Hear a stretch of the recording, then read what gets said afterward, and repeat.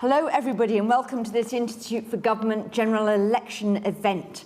Today we're looking at what makes a successful election comms strategy. I'm Jill Rutter and I'm substituting for Catherine Haddon today. So sometime this year we'll have parties all vying to convince voters to support them, and communications will be an absolutely critical part of what they're doing, as well as the way in which our media cover the election. So that's what we're going to be discussing today. We're going to discuss what makes a successful strategy, and to do that I'm delighted to be joined by two people who can claim to have run successful campaigns. Cain, Downing Street Director of Communications 2019 to 2020, Comms Director during the 2019 general election, but also Comms Director for Vote Leave. Head of Broadcast for Vote Leave. There was Head far of more Broadcast experience for Vote Leave. for There that. were more experienced people. Head of Broadcast Vote Leave, a key player in the Vote Leave communications strategy. So you can chalk up two successful campaigns there. On my left, James Schneider. James was Head of Strategic Communications for the Labour Party from 2016 to 2020. So James can claim, I think, success in 2017, but perhaps slightly less so in 2019. So we'll be discussing that with James. And then I'm delighted to be joined as well by two people who've had to make sense of what's going on for the general public. On my far right, I've got Anushka Astana, Deputy Political Editor of ITV News, about to rush off to cover Prime Minister's questions and then tune in to Peston tonight. And then on my far left, Katy Searle. Katy was head of BBC Westminster 2017 to 2020 and executive editor of BBC Politics. With the exception of Anushka, they've all moved on to do other things now, but we're going to concentrate on their roles in these campaigns and in those roles now. So look up their bios and do engage them if you want to use them in their new roles. Anyway, how are we going to do this? If you are watching online, you can post questions on Slido. You can also do that if you're in the room. Please upvote that question that's not quite as good as the one you would have asked, but is pretty similar, so I know what you really, really want to know.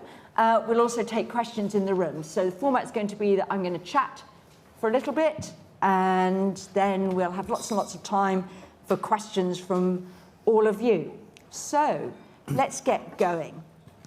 Lee, talk to us about how you sort of went about shaping the strategy for 2019. Had you basically started planning the moment you set foot inside Downing Street that you were going to have to get a general election? So I think, when we look back at July 2019 when we first went into number 10, there was obviously a huge uncertainty surrounding Brexit. I think at that particular time, people had become overwhelmingly fed up and fatigued with the constant back and forth and no progress that had happened over those years. So it was clear that, at some point there was going to be a general election. I don't think we knew when. And that election was going to be framed around the issue, predominantly of Brexit. So I think we knew from when we walked through the door that where we had to position Boris at that point is, Boris was the change candidate in this. He was going to be very different to Theresa May and David Cameron and be a sort of different kind of Conservative Party. And the core thing that he was going to be the guy to remove the blockers that people had been frustrated about, that had seen Brexit, fail, what they'd voted for not be pulled in. And that was a gateway to deliver what people really wanted, which was, their priorities of public services, of, NHS reform, tougher on crime, better education, those sort of core elements. That's what actually people wanted. So we had to fix the logjam. So we started campaigning on day one. And by this, we looked at straight away trying to differentiate Boris to what had gone before. So if you turned on the 6 o'clock news, top of that, hour would be, Dominic Grieve and, whoever else sort of, shouting at each other, and what the public see as just a, zoo of arguments and everything else. We'd have Boris out at a hospital talking about, hey, we're going to get Brexit done. And then we're going to move on to your priorities, which is here, you know, and whatever our plan, particularly that day announcement, would be at the NHS. Consistently, he would be out and he would be where people's priorities were. And I think that was a sort of key thing. If you're watching the Six, even with the volume off, while all the Westminster noise was talking about what was happening in Parliament, Boris was out, hospitals, schools, you know, police stations, wherever it may be, with an announcement looking at how we're going to fix for you. But to get there, we obviously had to earn the right to show that actually he was serious and different to what had gone before. So the period before the election was about differentiating him. So, you know, we get on things like removing the whip from the Tory MPs, prorogation arguments, all those things that shown he'd done everything he can before we got to an election. And I think, in essence, that meant that by the time an election was called, we'd probably already won it. I think it was almost impossible for the Labour Party at that point to actually regain the territory that had lost in that period. And had you already worked out that "Get Brexit Done," which I think it's a brilliant slogan in terms of capturing the zeitgeist of Brexit all done, building that coalition? Had you worked out from the get-go that that was going to be your slogan, or you know, you could have actually, you know, potentially rammed your withdrawal agreement through Parliament after the votes in late October, but perhaps not gone to the country in quite the same way then? So, I think when you look at all successful political campaigns, they all start with public opinion research. You have to know what the public think about the core issues and what is motivating them, you know, in their issues. So, you know, by that, all political parties are in a battle to shape public opinion. Now, you know, what we would always look to do is look at, you know, what to say, how to say it, and who to say it to in terms of messaging in order to frame the arguments in a way that would convince as many people as possible that the moral story we were trying to tell was the one they should vote for as opposed to the story that James is trying to tell. And that's the sort of constant friction point. So we knew very early we're developing what that moral story is, and that was a constant evolution as we're going through. And that's why, you know, I'd be ringing up Katy most days arguing about what's on the top of the 10, because I want people to hear our moral story, our framing, and James is probably on the other side giving the actual counter-argument, and poor Katy's probably got a terrible job listening to us both complain to her. But that's the sort of ball game at that point. OK, well, let's go over to James. James, you ran 2 campaigns as Director of Communications in the Labour Party. 2017, surprise election. So interested to know what planning you were doing and how you managed to communications then. So what went right in 2017 and what went sort of less right, let's put it that way, in 2019 for you? So step back about 3 weeks from when Theresa May called the election in 2017, and things were going very badly for us. We were 20 points behind in the polls, give or take, and really, really struggling to get our message out at all. And the local election campaign was beginning. So we made a decision then to start with a policy blitz to try to get out what we were about and what our message was. So in the I think it was the 18 or 16 days before Theresa May had called the election, we'd had 12 announcements, some of which ended up being major announcements in the election, like free school meals, like scrapping VAT which was paid for by scrapping VAT on private schools. And so we were sort of in a mini campaign mode, but it hadn't been worked out. Of course, we didn't know that there was going to be, we didn't know that there was going to be an election. Then as soon as it was called, we're thrown straight into it, and we hadn't prepared for the election, and in some ways that was a good thing, because most of the advice that we were getting, the sort of traditional advice from people that normally run Labour Party campaigns, was terrible. But it was fantastic to have it. So Alistair Campbell was terrible. Was he giving you any advice? Alistair Campbell was some of the more storied members of the previous Labour comms hierarchy were more busy trying to kneecap us than provide us any advice. But some people that they had given their wisdom to were in senior positions within the party bureaucracy. And it was fantastic that we got their terrible advice, because we could do the exact opposite. So they would say, you can't change the polling in an election campaign, so we must fight a very defensive campaign. We say, no, well, if they say that, we should do the opposite. We have to fight an aggressive campaign. They say rallies don't matter at all, they're just speaking to the faithful. We go, well, no, actually, that's a very good image that is on the 6 o'clock news with the volume down, and we can build a narrative around that. They said policy doesn't matter, and we thought, well, actually, no, this is our one chance, our one way to have more interesting content than the other side and speak with our own voice. And I think that's the most important thing. There are a whole number of other factors that go into it, but when that boils down, we were able, on more days than not, to have our story of the day reach the people that we wanted to reach, to have our images that we wanted on the top of the news that people would see with the volume turned down. And that built up throughout the campaign. Of course, there were moments where we got great attention. There was the leaked manifesto, which meant we got 4 or 5 days of sort of scandal coverage, but scandal coverage about... Did you leak it? Was that part of your strategy, James? Unfortunately, I didn't leak it. I really wish I had, because it was fantastic. No, instead I got the call from Jack Blanchard saying that it had been leaked, and I wasn't delighted at the time, but it turned out fantastically. So I think, you know, in 2017, we had the element of surprise, the controversy of the day, and I think what is the controversy of the day, and whether it's your controversy or the other side's controversy, almost regardless of whether you play it that well tactically or not, that adds up to what the campaign ends up being about. So you remember 2017, that campaign when it started, we were told this is a Brexit campaign.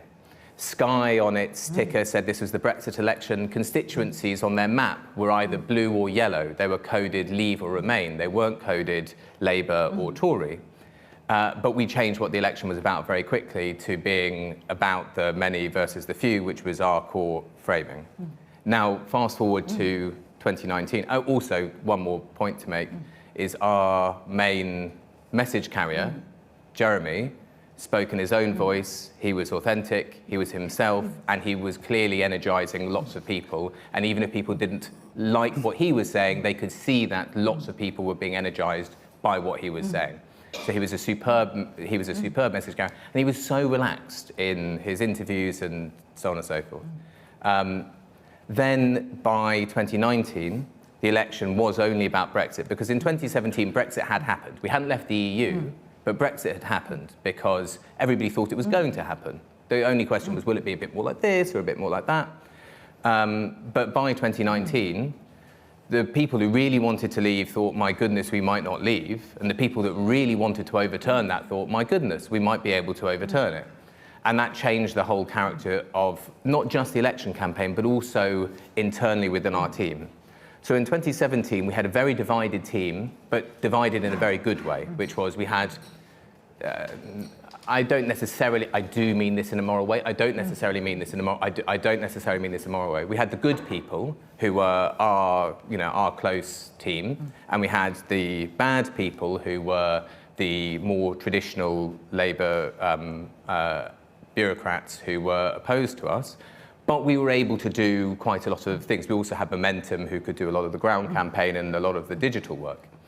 By 2019, we had much more control over the machine, but our own team, the good people, was internally divided. And it was internally divided on the key strategic question, which was Brexit. And that incoherence plays out throughout the campaign. You can see it at all sorts of moments. We did some things which were technically very good, I think, in the 2019 campaign, some things I'm tactically quite proud of. But overall, that fissure at the very heart of our team meant that we couldn't pursue a good strategy. Also, our main message carrier, Jeremy, had to talk about Brexit a lot, and we had a terrible position. And exactly as Lee was saying, wanting to make Boris Johnson look like the change candidate, Jeremy Corbyn amazingly looked more like the ordinary politician when talking about Brexit, trying to hold a line and fudge and move around, which was the polar opposite to how he was in 2017.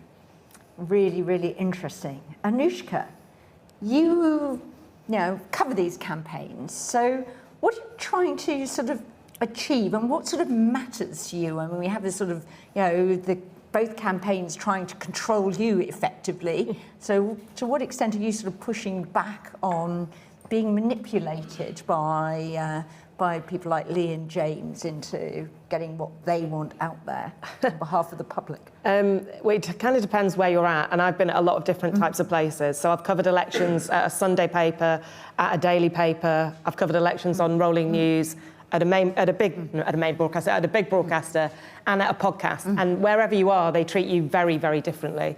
And actually, the 2017 campaign is probably a bit different on this matter, but largely, most campaigns I've been on, broadcast is treated as king.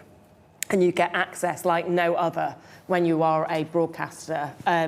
In the campaign, I should say. Newspapers are really important to you guys as well, because that's the way that they drive stories. They often do exclusives with newspapers. But as a broadcaster, you get to be right there up against you. And they try to manipulate you in every campaign. Let me give you an example of 2015.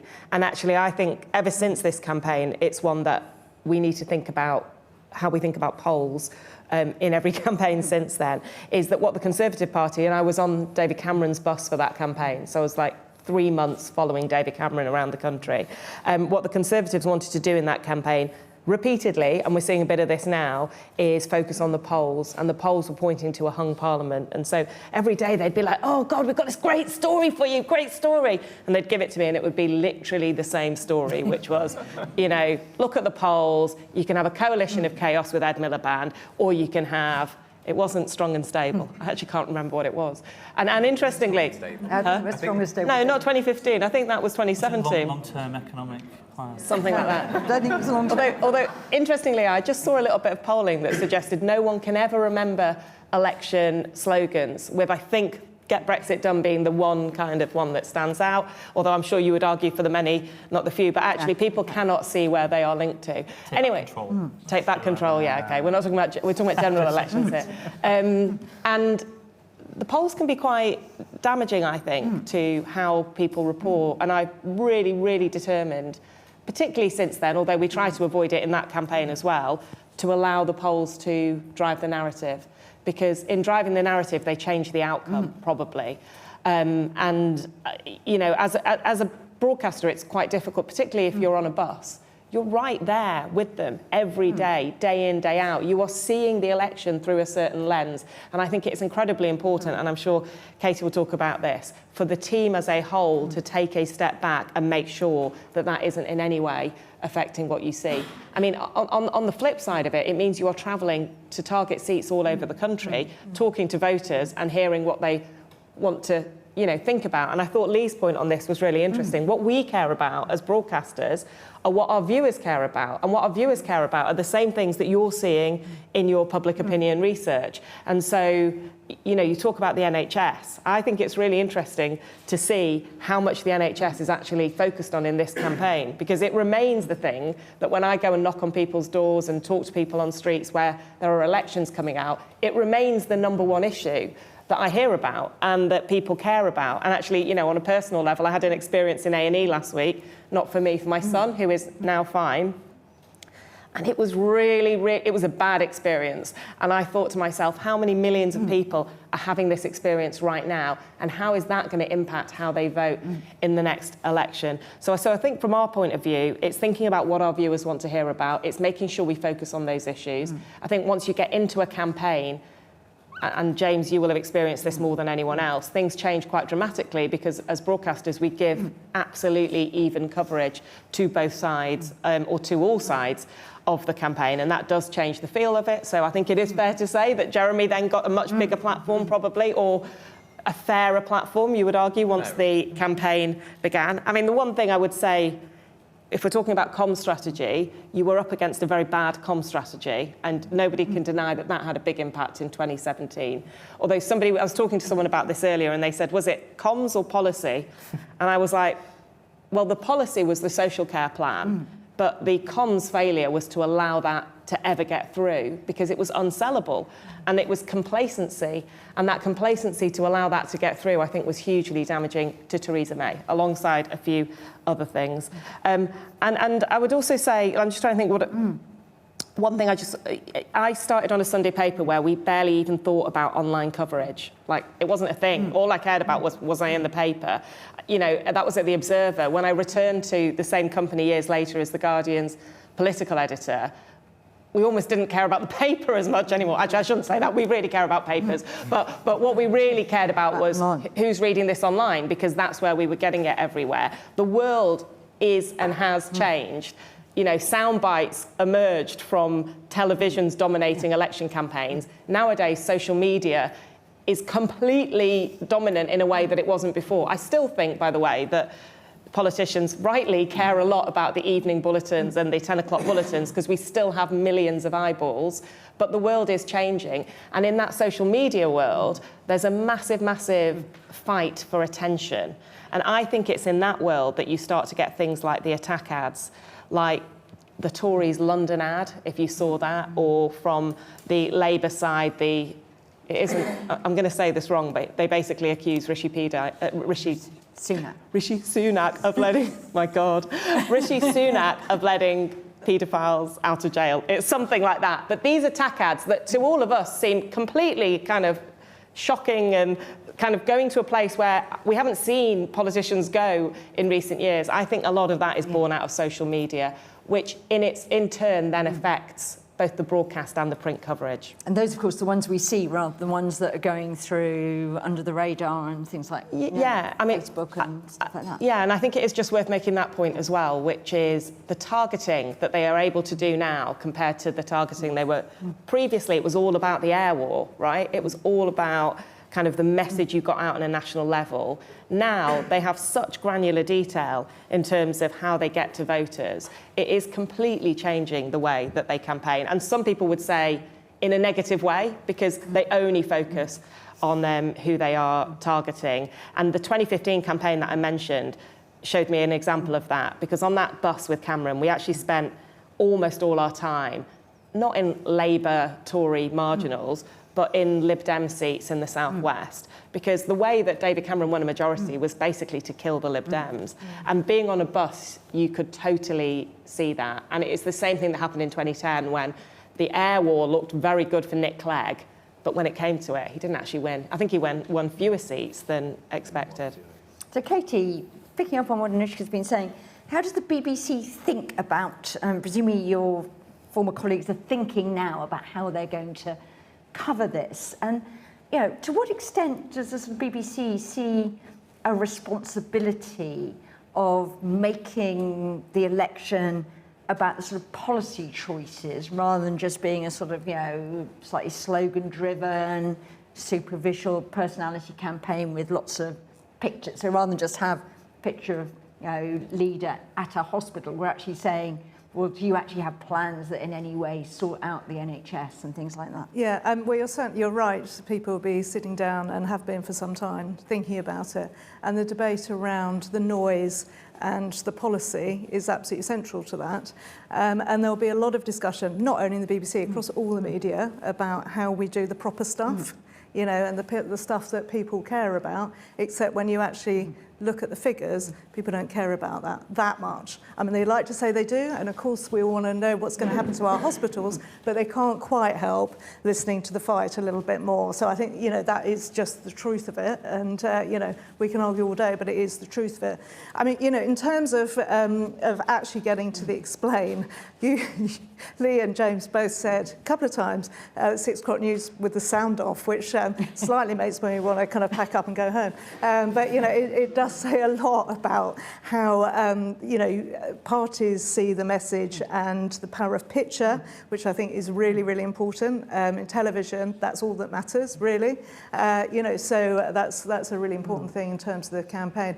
I mean, look, in terms of, you know, go back to the question, Jill, I think that is absolutely crucial, is how do you, as a broadcaster, and the main broadcaster in the country, and whatever you say from the morning of, you know, any election campaign, the BBC has enormous sway, and I'll talk about a little bit more about that in a minute. It's how do you get the balance right, both through the day, whether it's online or whether it's right through to the 10 o'clock news, and you don't get drawn into something that, you know, 24 hours later is just nonsense. You know, we'll talk. I think we should talk about social media a little bit more, because I completely agree with Anushka. I think you're certainly in 19.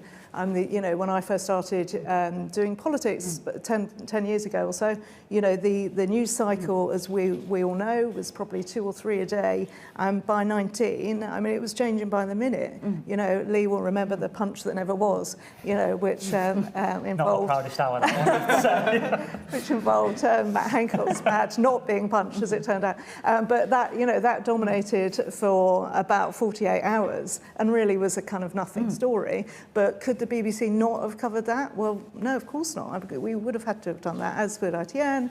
See my colleagues from Sky in the audience say, you know, we would all been sort of jumping on that. So, you know, I think that's a real tension about how to deliver to the audience actually the stuff that does really matter. Are my schools going to get more teachers? Are there going to be more doctors, or maybe more hospitals, Lee, as you wanted to do? But, you know, around the noise, and especially when you get a fight between, and I do use that word advisedly, a fight between characters like Johnson and Corbyn, who are become very, very big figures within a campaign and dominate that so hugely. So how do you make that judgment? And you know, it's not easy, except you probably are going to do a division, which is the kind of noise and the detail. And in the end, it becomes a formula. And so, Katie, one of the things, we've got questions coming in online. Is that from Anonymous? Lots of these questions are from Anonymous. Hi, Anonymous. About whether, you know, sit-down interviews. There was a lot of controversy in 2019. Jeremy Corbyn turned up for Andrew Neil. Boris Johnson didn't. Lee giggling there. Boris Johnson didn't turn up for the debates. We had, you know, many of us, first time we ever saw Rishi Sunak in action. Those of us Just that to clarify, switched you on. did turn up for the debates. We didn't do a head-to-head. You didn't do the head-to-head. We didn't But do. Boris No, Johnson- sorry. you certainly- We didn't do the Andrew Neil interview, but we did the do the- debate, and we did the you know, the You question did the time debate. thing. You did the question time Yeah, thing. I You did didn't. the You debate. didn't You do did do the debates. yeah, It you was- did the we did, head-to-head. Yeah. All right. Yeah, Okay. More head-to-head. interviews in that campaign than anyone's Yeah. ever done Okay. before. Just to. But, you know, do we think that those are sort of important moments? Should there be sort of, you know, ground rules, expectations of? I think you know, they're enormously what is really important. And right now, there will be discussions within all the broadcasters about how they're going to get the head-to-head. And to be clear, the head-to-head is the only thing that matters, right, out of all of them. The others are definitely nice to haves. And again, I can say this now. So the head-to-head is what? Is the two principals. So, The two so principals, in 19, okay. we had Johnson and Corbyn, and that was the prize. And I think I'm saying it was the first time there'd been a two-header in a head-to-head debate, and that was, you know, a hard-fought agreement that I negotiated on behalf of the BBC with Lee, and wasn't you, James, directly, but it was one of your colleagues, and it was a slow process, because actually for the BBC particularly, there's a lot of balancing out, if you like. So we did a 7-header as well, which includes all the other parties, and that is for impartiality, quite rightly. You know, is there an expectation within the broadcasters that everyone's going to go, way, let's watch that great 7-header debate? I would say no. You know, in terms of the sit-down interviews that you said, yeah, I mean, look, I think there's still a really important place for long-form interviews. There is also a separate point that the media has changed enormously. And back 10, 15 years ago, those sit-down interviews were an incredibly important moment for the audience to get to a detailed point on policy.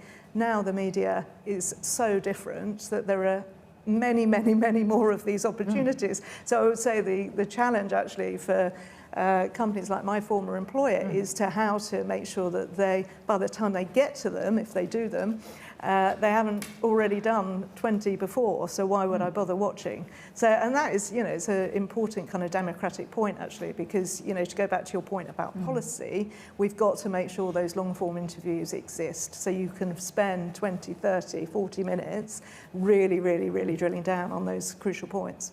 I mean, how do you see playing people into those sorts of formats? What do you want to do? Do you go in with a view of we'll do these and we won't do these, or you know, how do you think about that? Or do you just want to say, actually, yeah, we're ahead, we'll just keep it with the pictures and do minimal exposure?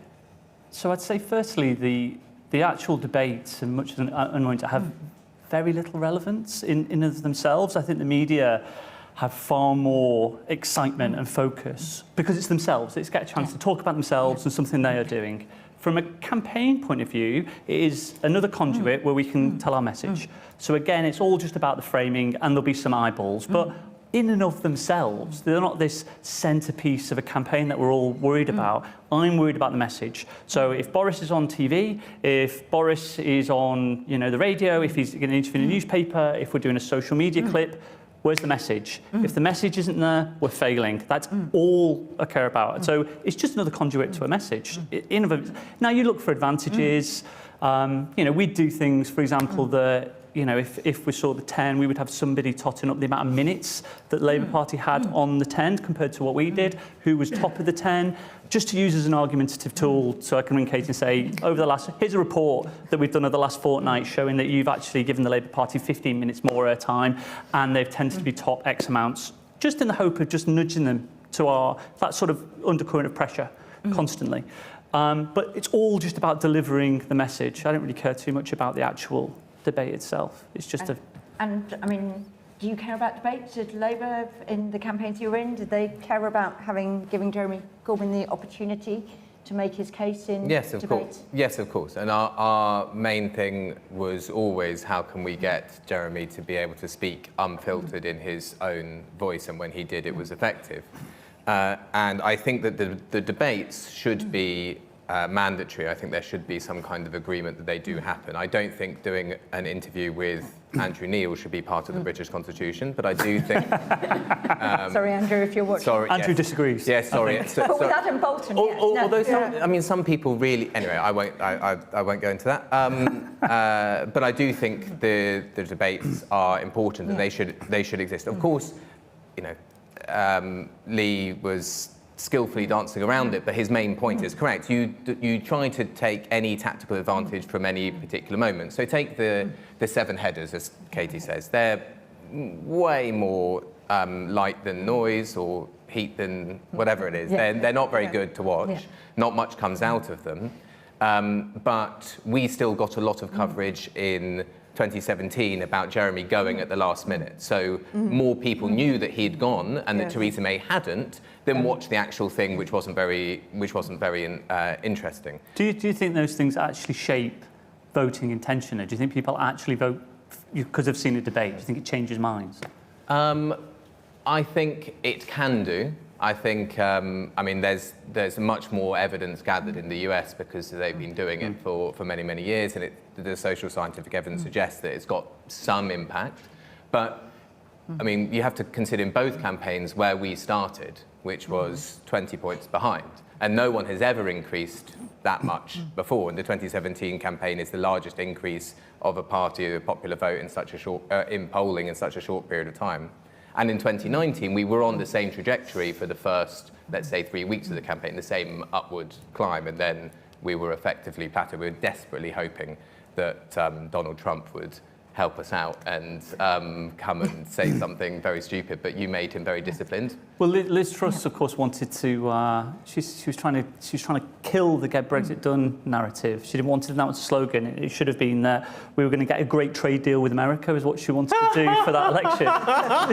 She called me up. How things could have been different. She called me up. She called Azit Levida up and Dominic Cummings as well, and said, "We've got it wrong with Get Brexit Done.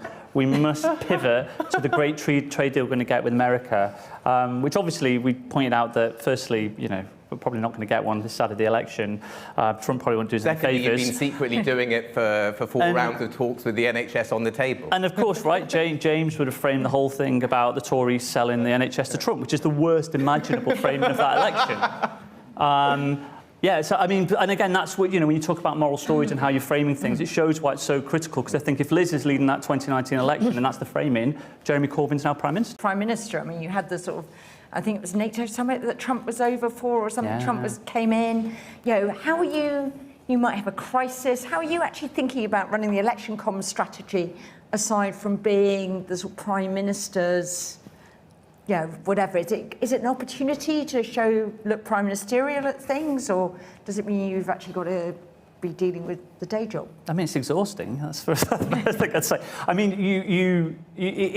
think those things could be incredibly challenging while they're sort of running concurrently. And mostly we needed Trump to be out of the equation for that, and I think there was a good diplomatic job done to remove him from that. But you know, we also have to deal with live issues, like there was a terrorist attack in 2019, and I think, you know, your first paramount, you know, your first responsibility is, you know, the safety of the nation and dealing with that responsibly, but you do also think of it within a political realm too, and we saw the amount of damage it did to Theresa May in 2017, which didn't handle that particularly well. We need to ensure that there was a certain amount of grip and to show that leadership in a core moment. So, you know, if you look at, say, at the moment with Rishi Sunak, I think it's interesting that he seems to have delegated the entire sort of geopolitical realm to David Cameron, and quite often David Cameron looks like he's the Prime Minister. It's a very odd dynamic, and you know, that I think is fine if you've got a great domestic policy and you're trying to tell a great domestic story, but that seems to be slightly absent. So, you know, it's giving opportunity, there's a missed opportunity there to be... Yeah. But is he worried? I mean, I've seen that, and ambassadors have said to me,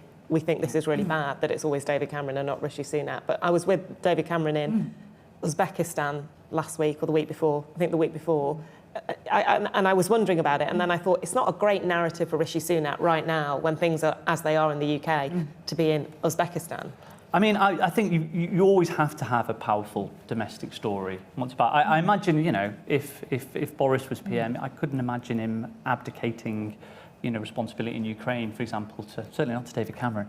But you know, I think you just wanted, there's an advantage there of showing yourself as a leader, as a serious player on the global stage. I think, you know, that's not going to win you a huge amount of votes in itself. You need to have that, you know, powerful framing. Can I just say one quick thing on the, you know, you're talking about like how much a difference the campaign makes, how much difference debates make. Obviously 2017 is really unusual in the change that you got during the campaign. But one thing that people always say to me is that people don't really pay attention until the final few weeks. I mean, I was sitting with a loved one, I won't say who, to embarrass them, after they'd voted in the London mayoral election, and watching the TV, and they went, "Who's Susan Hall?"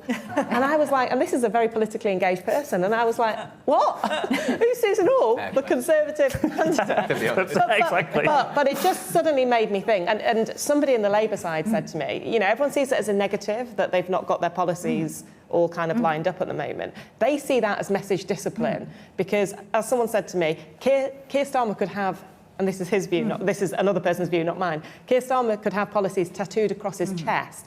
People are not yet paying attention, and they want to save that moment till later. But Anushka, one of the things you do during elections and in the run-up to elections is get politicians to sort of rule things out that basically almost ought to be optional. Will you keep the triple lock? Will you put up any of the sort of major taxes and stuff like that? Do you ever sort of worry that you're doing the nation a bit of a disservice by forcing politicians to take things off the table that basically... It's up to them to take them off the table. They don't have to take them off the table. It is up to them to allow themselves wriggle room when they get in, and it's up to them to have a campaign otherwise. I actually think the flip is true. Right. And I was talking about the 2015 thing. Like, David Cameron would not say where he was getting money for particular changes, including to the NHS. And I actually thought it was a disservice to the country that you could go into an election campaign dodging questions about the importance of those things. I think it is that the reason Labour are doing that at the moment is because they are absolutely convinced that if they leave any wriggle room whatsoever in terms of their kind of fiscal responsibility, that will be very, very damaging in terms of an election campaign. But that is their choice.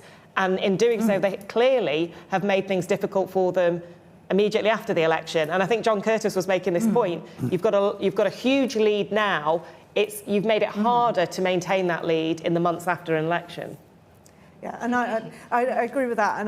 And you know, a couple of points I think on Anushka's. I absolutely agree. And Lee and James will know more about how you roll out the message than me, but I do think there's a flip side danger in the fact, particularly for Labour, is that they obviously stand for what, and that continues to be a problem, which has been, you know, a narrative for some time. And I'd be interested to see how, as the timetable shortens to the inevitable vote, how they actually do that, because you know, they absolutely have to come out and do that.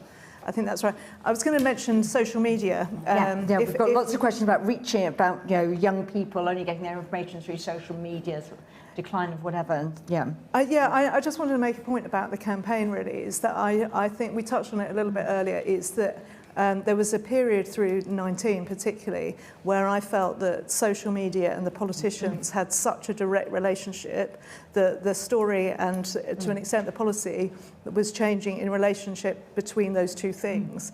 And there was a couple of days particularly, I mean the Punch was one, but there was another, it was a Labour story, and how, you know, that the policies and the narrative of the media were directly related to the noise on social media. And I think that, you know, it's something that the broadcasters really, really need to watch out for. And of course, the thing that we haven't mentioned is the great kind of AI fake news threat, which is going to be, I think, you know, an issue. I don't think, by the way, that it's going to, you know, really cause, you know, the world to fall apart, but I do think it will get in the way of the campaign, and the broadcasters absolutely are going to have to fix anything early. I'm not sure they're equipped to do that yet, and be, you know, really, really be on top of what they're actually saying in verification terms. Can I just come in very quickly on the Punch that wasn't? So I agree with the general point that you made about social media, but in that particular case, the Punch that wasn't, it wasn't about social media at all. It was someone from the Conservative campaign briefing journalists, including Laura Kuenssberg and the most senior journalists in the country, who then tweeted, which is their job. They reported a thing that wasn't true, including saying there were grim scenes when there were no scenes because there was no Punch, which then created a social media thing, which then the broadcast had followed. So that wasn't a failure of, I mean, that may have been a failure subsequently of continuing to follow a story because it had social media coverage, but actually the failure there was entirely in the relationship between the Conservative person who briefed it and the journalist who reported it without I correct on that because, sorry, you go first. No, I was going to say, in defence of Laura in this situation, I think gets a lot of heat for some of these things. You know, the whole issue was entirely our mistake, entirely our fault, where someone on the ground says, you know, this has happened, this, you know, we were there, they've got bad intel, they've elevated an issue they shouldn't have done. It comes to us, everyone's very excited in the battle of a campaign, we briefed it out without checking quick enough. There was a couple of sources, you know, we apologise to the BBC and to Laura because of that, because we've got it wrong. I understand James's point, I can see the frustration, but I think there's a lot of trust that goes in with these conversations. And, you know, if I tell something, Katie, that isn't true, or Laura, whoever it is, next time they're going to believe me a little less, but mistakes do happen in those scenarios. Exactly that, and to jump on that, because it sounds like the BBC took something from the... Not only the BBC, I mean, everyone. Actually, there was in the noise of it, I'm making a general point, because actually, although I get your general position, actually it was the social media noise that grew it, and the BBC had it double sourced from two different people. So, and we can talk about how that happened another time. But you know, there was a kind of journalistic conversation around it. It wasn't just like, thanks very much, we'll tweet that out. It was absolutely about the noise of the campaign. Okay, I want to leave the Punch where it is. Yes. The Punch that wasn't is now the Punch that isn't. So let's go to some questions in the room, and if anyone's next door, put your head round. So lady there, and then lady over there. Yeah. Yeah. Oh. And if you can just tell us who you are and quick questions so we can get lots in. Hi, I'm Lucy Dargahi. I work at Parliament. Do you think that, and this is a question to all the panel, do you think that media coverage of officials behind the campaign are fair game? I know, Lee, you've had this a lot. James, you've had this a lot. Dominic Cummings had it a lot. There was a big profile piece on Morgan McSweeney yesterday. What do you think about that? Thanks. Okay, we'll pop that there and then over there. Thank you. Grace Duffy from Bridges Outcomes Partnerships. I'm interested in the panel's views on nuance and honesty in the sort of execution and coverage of election campaigns and the kind of consequences of any lack thereof. And are you thinking of anything particular you'd like to throw in? I had been working on the Brexit negotiations, so I did find a lot of the 2019 campaign quite surprisingly inaccurate, but also thinking about some of the tough choices ahead for whoever is the next election, what lessons are being learned from Theresa May and the Keir comms especially. Okay, take those two questions. I'll come back again if anyone else has got a question. Let's go to this question first.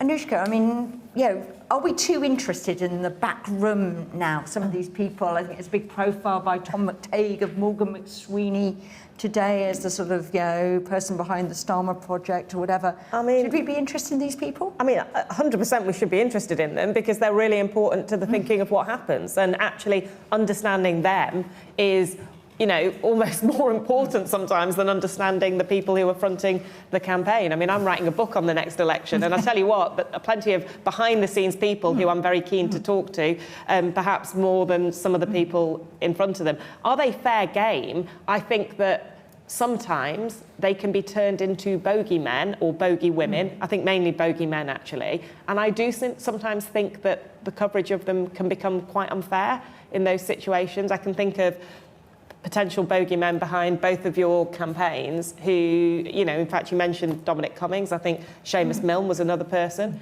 And the impression your average person would have of both of them, I don't think is actually completely representative of who they are. And I don't think I've ever, I don't think it's like a deliberate thing in each thing, but I think that's what you have to be a little bit careful of. These are just kind of normal people working for campaigns, and no doubt they make mistakes, and no doubt they try to manipulate us day in, day out. But I think that if we are covering them, which I think we should cover them in a fair way. Katy?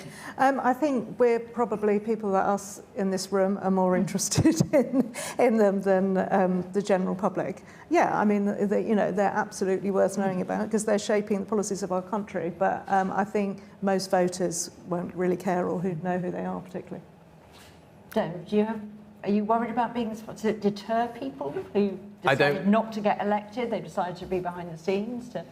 I don't think that's either here nor there. That's not really one of the structural problems with our politics, of which there are many. I think fair game, I wouldn't put it that way, because that implies that you've got a wide number of people who are available for the kind of personal intrusion that comes with public life. But take that Tom McTague piece. Tom McTague is, I would say, one of the few journalists who takes his subject seriously on their own terms, and I think took us seriously on our own terms. And I think the Morgan McSweeney piece is very good, and it's very interesting, and doesn't ever cross the line into intrusion into the privacy of someone that isn't a public-facing person, but is important in understanding what that project is. So I think that's the line you have to cross. I mean, Lee, you probably got this more than many. Dominic Cummings became quite a notorious, well-known, recognised figure in his own right. Don't know whether he thought that was what he was signing up for.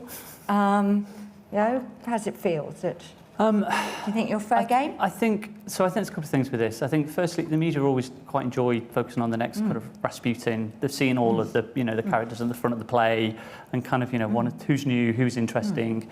Is there a relevance in talking about, my time there? Dominic Cummings did make a difference to the decisions of the government. His ideological views and policy positions mattered. So I understand, the need to cover those and look at those from an intellectual perspective. Did we need cameras outside his house every day?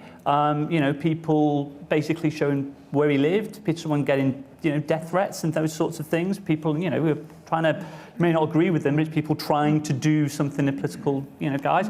I would argue no, and I think there's no merit for doorsteps, particularly if people, a doorstep, which I think have got totally out of control because they're fundamentally content.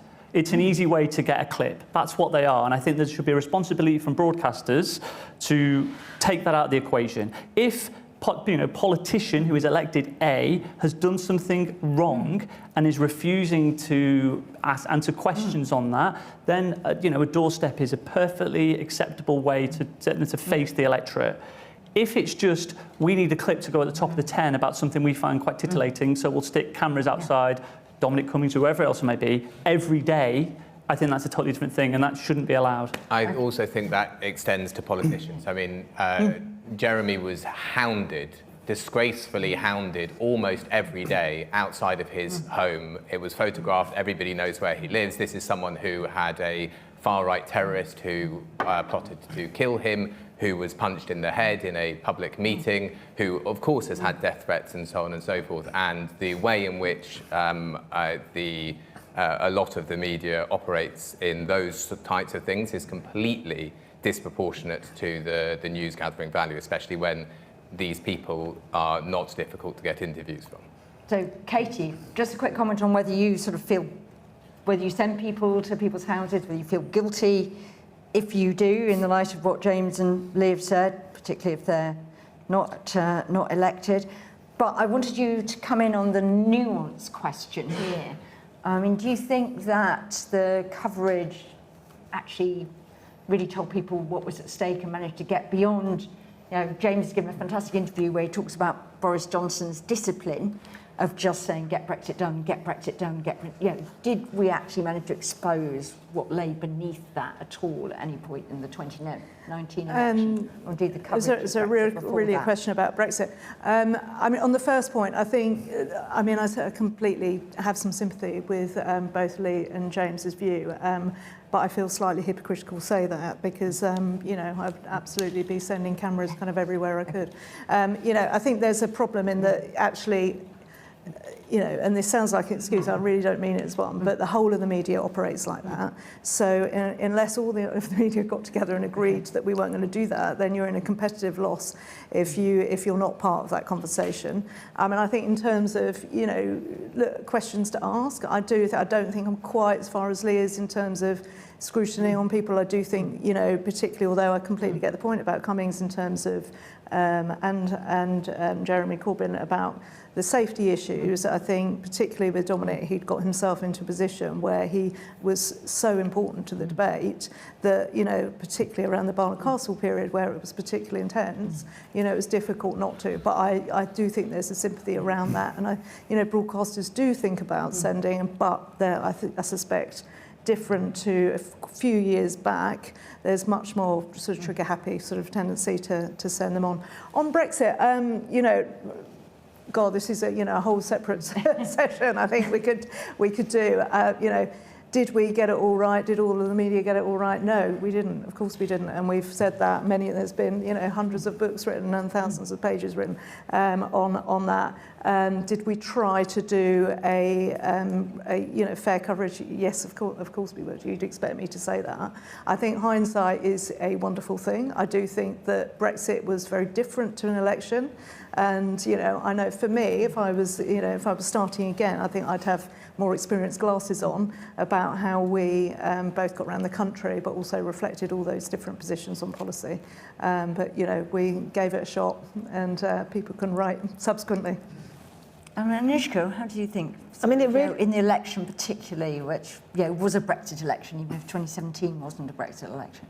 It really depends where you are. So, I was policy editor on The Observer. I'll tell you what, I would have got into every single nuance that you're talking about and have had the space to write about it. Now I make pieces for ITV News that are probably 2 minutes 15, 2 minutes 30 long. You're going to, 3.5 million at evening news. They're probably putting their kids to bed or making tea while they're watching. You're trying to basically choose what bits to put into this. You don't have the space to do that detail. We try to do it with lives afterwards, and I always think that we should reflect them. Even if you can't go into every bit of detail, you can reflect the nuance of the debate. When you look back at, an example of us really, really messing up on Brexit, and I think this was the campaigns and the journalists, was not to focus more on Northern Ireland during the actual campaign. I will always look back on that and just think, I think it's like 1% of coverage or something, which seems completely insane in hindsight. But I think it is the trickiness of, so what I will always try and do, I like getting into a lot of the detail. I'll try and use a blog to get some of that stuff out if I can't get it onto the news that night. But I do think it is our responsibility, and I hope I'm going to be, have a pretty high profile role at ITV News in this election campaign. However much it may not always be the thing that everybody wants to listen to focus on the issues and the solutions and what you will actually get if these guys get elected. Okay, let's go for a very quick question, and I've got sort of one or two summing up. Let's try and do, there are 4 people, so let's do everybody. There. Hi, Bénédicte Pavio, France 24, a reporter in French and English around the world. I can tell you that me and my colleagues, Barnard Castle, Partygate, Dominic Cummings, and all kinds of scandals were internationally covered and are internationally famous. And of course have affected the perception of the United Kingdom across the world. But I wonder how much that lack of trust, and if I had money for every time somebody, when we're out and about, says to me that politicians, all politicians are liar, and I find myself almost in a situation of defending politicians, how does that lack of trust complicate things for the next general election coverage? Thank you. Benedict, could you hand it to the man next to you?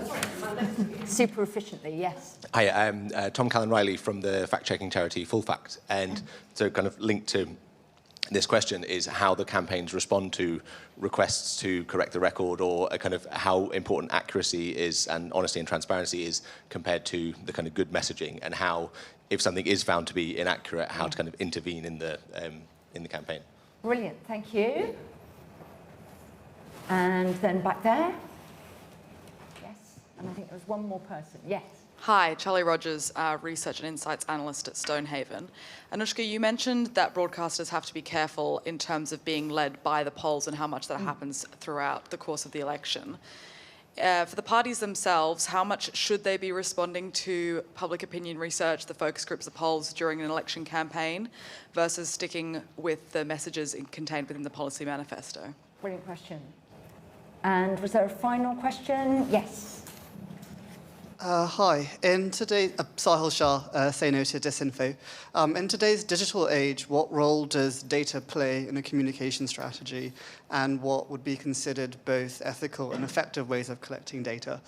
And in light of that, what tools from the field of psychology and especially psychological manipulation are used within communication strategies in elections? Okay, a fantastic set of questions. I'm going to map them into a sort of final set of questions about actually what's going to be different this time round. You know, how might you counter the loss of trust, whatever?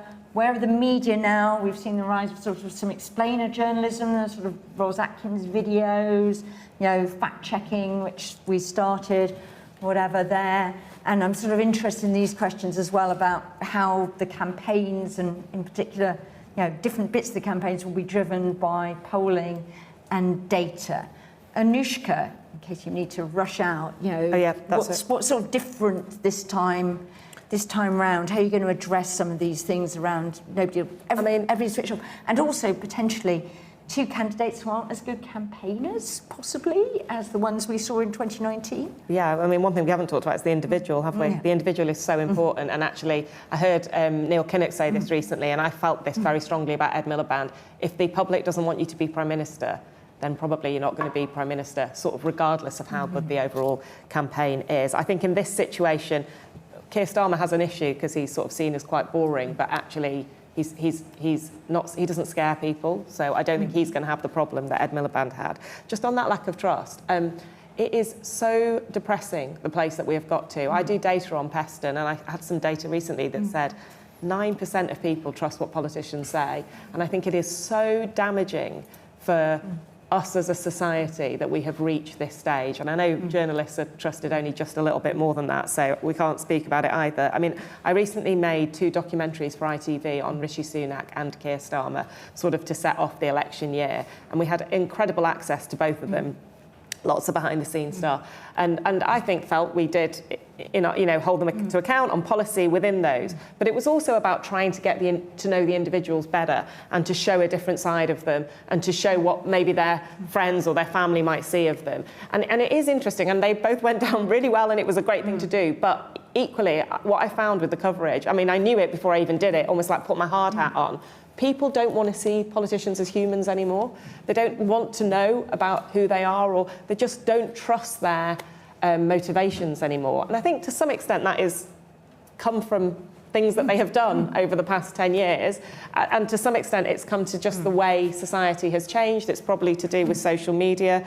I feel like we really need to try and address it and change it, because I just find it so damaging. I don't know, should Labour win the next election with a strong majority? Does it just sort of, do we start to enter a new phase where it doesn't feel so vicious and so negative? But I do think it is really bad for society, for campaigns, and just, for the kind of general health of our democracy. Katie, would you like to pick up the question about, fact-checking, challenging things, and what do you see your role as making sure that people don't get away with wrong claims. Yeah, absolutely. Well, that's been, an enormous growth, of course, in line with fake news over the last few years, and I think this election will be there. So, full fact. I was having a discussion about fact check yesterday. There's reality check. There's BBC Verify. There's, the list goes on, and so I think there'll be a huge growth in that. The one thing I would say, actually, and I can say this now that I'm out of the BBC, is that I think it's really important that all of these groups and data people call it much more, which is really difficult. And I understand from the BBC perspective there was always an issue in really stepping over the line to say, no, this is what we think, and we understand in terms of the balance why that happens. But I would say, in terms again of serving the audience, giving some clarity. What depresses me when I read stuff is I look at it and think, well, on the one hand, on the other, well, only time will tell. Pointless. No point in reading that. Tell me what the actual call-in is on what we think, whether it's a manifesto commitment or whether it's an argument in the campaign. So it's fine to do a sort of post-match fact check, but do you think your presenters are skilled and informed enough to challenge sort of in real time when someone's making a... There was a notorious interview between Evan Davis and Laura Trott, who tied herself in knots trying to defend the fiscal rules. Although the next day the BBC had to back up a little bit on that, actually, because she wasn't entirely wrong. They were talking about different definitions. Well, but she was wrong on what the government's fiscal rule was, which was what everyone was trying to tell her. There's a brave woman who takes Evan Davis on over the economy. I've got to say that. That was a bit of a diverting, but anyway. You're really on it. So, yeah, look, I mean, absolutely right. Of course, there will be presenters who are not equipped to do that at all, but I would hope that, if the programmes like Anushka delivers for, and as a lot of the main BBC ones and Sky and all the rest, is there's going to be a number of very, very high-profile people who are going to end up doing the key interviews, and let's hope they're equipped for it. Okay. So, you two, I mean, what's going to be different about the campaigns this time around if you were being called in to sort of advise, or sort of, how far should they be driven by polling? How should they be using data and psychological insights? James. I think the odds of me being called in to advise are incredibly slim. So all those people sitting at Labour HQ will only hear it here from you. So no, they can pay me lots of money, and I'll be happy. Can I address the lack of trust? Yeah, address the lack of trust as well. Because I think we're in danger here, and I'm going to make myself very unpopular probably in this particular room, but we're in danger of blaming the public for the fact that 9% trust politicians, 12% according to the Office of National Statistics last year say that they trust a political party. And we are in a situation where our political and media class cannot see why they are hated. And they are, I'm afraid, rightfully hated, especially if you look at questions of honesty. We have a political class that lies and lies and lies. Keir Starmer, for example, is a documented liar, so is Boris Johnson, and so on and so forth. Often and this is why people think this. They don't think this because people like me have soapboxes and we tell people this. This is what people's actual experience is, because they can see them say one thing one day and then something completely different the next day. And social media shows you this much more, because you can have side-by-side videos of someone saying, I support this thing, and then the next day saying, I really do not support whatever this thing is, and their reasons for it are always nonsense. So if we do want to have greater respect and so on, then you're going to need to have much larger overhaul of our democratic system, rather than hoping that things will change because politics will somehow stabilise. Politics, even with a large Labour majority, is not going to stabilise in this country, because the underlying conditions are very, very bad for a very large number of people and show no sign of getting any better. The reason why we have political volatility is because we are in a deep social and economic crisis that there is, which has many larger than Britain elements to it. We can see that in geopolitics, in the climate breakdown, and those things are not going to go away. So if we're interested in having trust and integrity in politics, mumbling on about the so-called Nolan principles and integrity in public life and all of this stuff which these people that lie day in and day out talk about, instead we need to find ways to have democratic accountability over the people that rule us. Okay. Lee. I mean, What's different I think this time just on that point as well, I think yeah. it's fundamentally, it's quite simple. Deliver what you're promising to the public. So, we've got, if you look at Rishi Sunak, he said, I'm going to stop the boats. He's not going to stop the boats. Rwanda's a nonsense. It's not going to be delivered. And the public, immigration's a huge concern. We don't deliver on it. So again, you raise the salience, this is also bad campaigning. You raise the salience an issue you're not going to solve.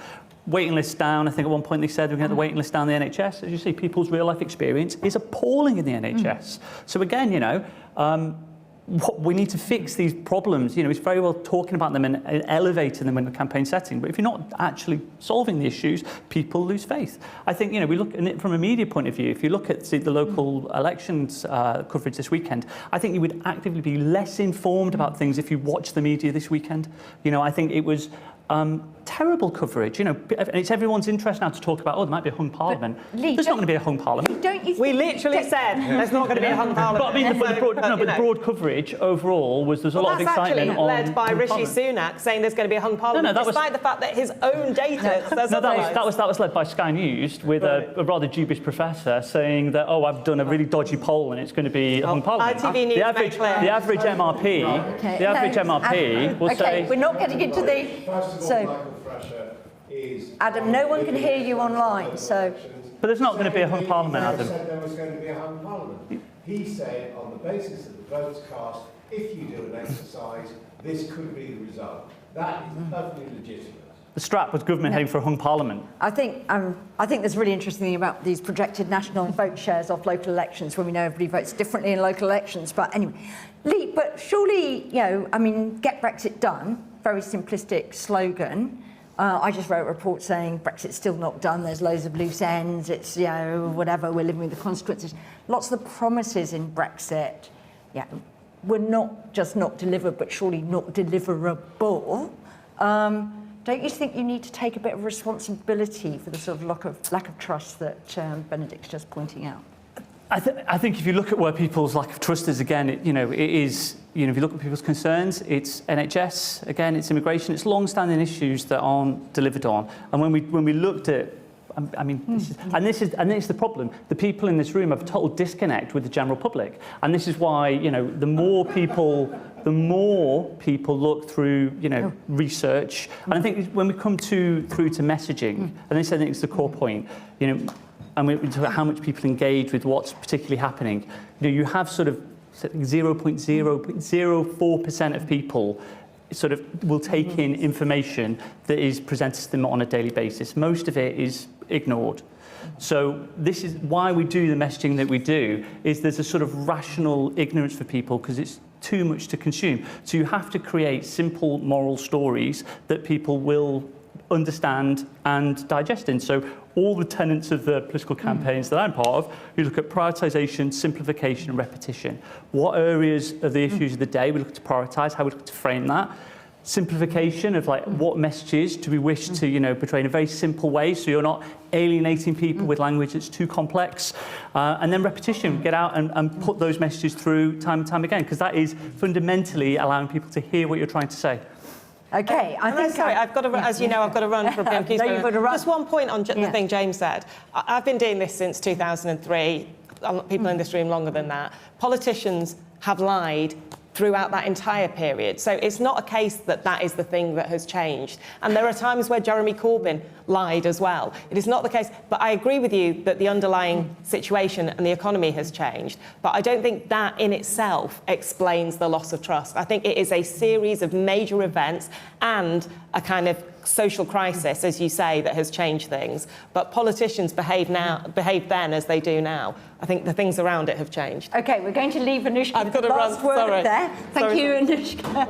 And having completely lost control of that discussion there. But I think very interesting, because I think it's a really interesting tension that Lee has just revealed between simplifying and actually the complexity of delivering some of these things. And maybe that's irresolvable, but we do need to find some way of addressing the issues there.